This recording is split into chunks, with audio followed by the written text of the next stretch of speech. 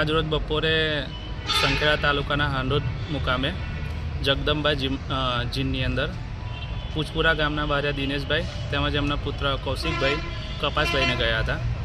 તો ત્યાં જે શિષ્યાઈ છે એમને કંઈક કપાસનો ભાવ ઓછો આપ્યો હતો.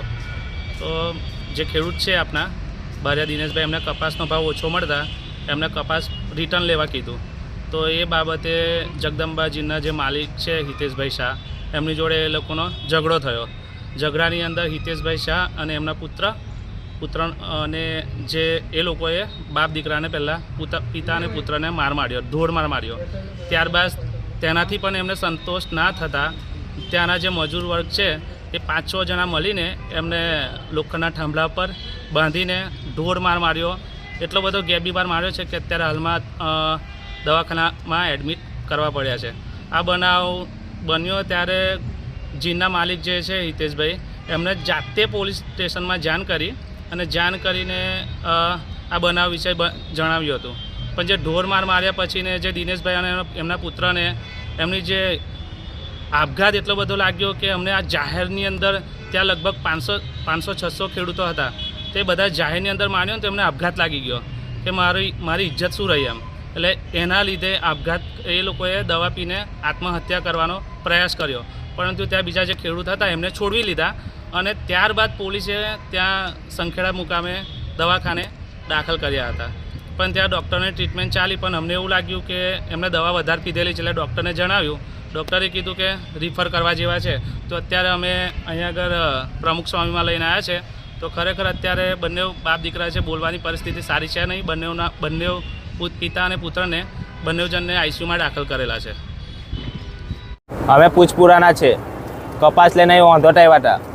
તો મને ભાવ ઓછો પડ્યો, તો અમે ભરતા હતા, તો તોલવા માટે પાછો પડ્યો. તો એ બાબતથી ઝઘડો થયો. તો મારા ભાઈ એમને દોરે બાટીને માર્યા. ને એટલે શેઠ એવું કહે છે કે જે થાય તે કરી લીજો તમારથી. અમે મોબાઈલ લેવા આવ્યા હતા, 4-5 જણા હતા બધાથી. દોરે બાંધીને માર્યા. અમને મારા પપ્પાને ઘરે ટૂંપો માર્યો હતો. મારા પપ્પા દવા પીતી ઇજ્જતની મારે. કઈ લઈ ગયા? સંખેડા દવાખાના હતા સરકારીમાં, હવે ડભોઈ લઈ ગયા.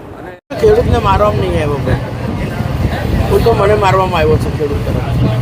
તમારી પર હુમલો થયો? મારી પર હુમલો થયો, મારા છોકરા પર હુમલો થયો. એ ટ્રેક્ટર રિજેક્શન થયું હતું સીસીઆઈની અંદર. આપણે સમજાવવા છતાં મારી પર હુમલો કરી દીધો. ભાઈ કોઈ ખેડૂતોને બાંધીને મારવાનો વિડીયો વાયરલ થયો હતો. એટલે ભાઈ દવા પીવાનું કહેતા હતા, તો દવા ના પીએ ના સારું, એને પ્રોટેક્શન માટે બાંધીને રાખ્યું. દવા પી લે તો પાછું કંઈ બીજું લખો થાય. અને કંપનીની અંદર 27 થી 28 કરોડ રૂપિયા સીસીઆઈનો માલ પડેલો હતો. ચાલુની અંદર કંઈ આગ બાગ લગાવી દે તો અમારી હાલત શું થાય? અને આટલું બધા ખેડૂતોનો માલ અંદર પડેલો, અંદર ટ્રેક્ટરો ટોલેલા પડેલા હોય, તેની અંદર ખેડૂતોને પણ બહુ પ્રોબ્લેમ થઈ જાય. અને કઈ જીન છે શેઠને આ ઘટના કેટલા વાગે બની હતી? લગભગ 12ની આજુબાજુ થઈ હતી, એકદમ બાકી. અને ડર જેવું છે અત્યારે તો લાગે છે, અત્યારે તો ડર જેવું લાગે છે મને. આ જે ઘટના બની તે થોડી નિંદનીય છે મારવાની. એને મારી પર પહેલો હુમલો કરેલો છે. મારી જિંદગીમાં 55 વર્ષની ઉંમરમાં આવી રીતે કોઈ હુમલો નહીં કરેલો. શું નામ? હિતેશ શાહ.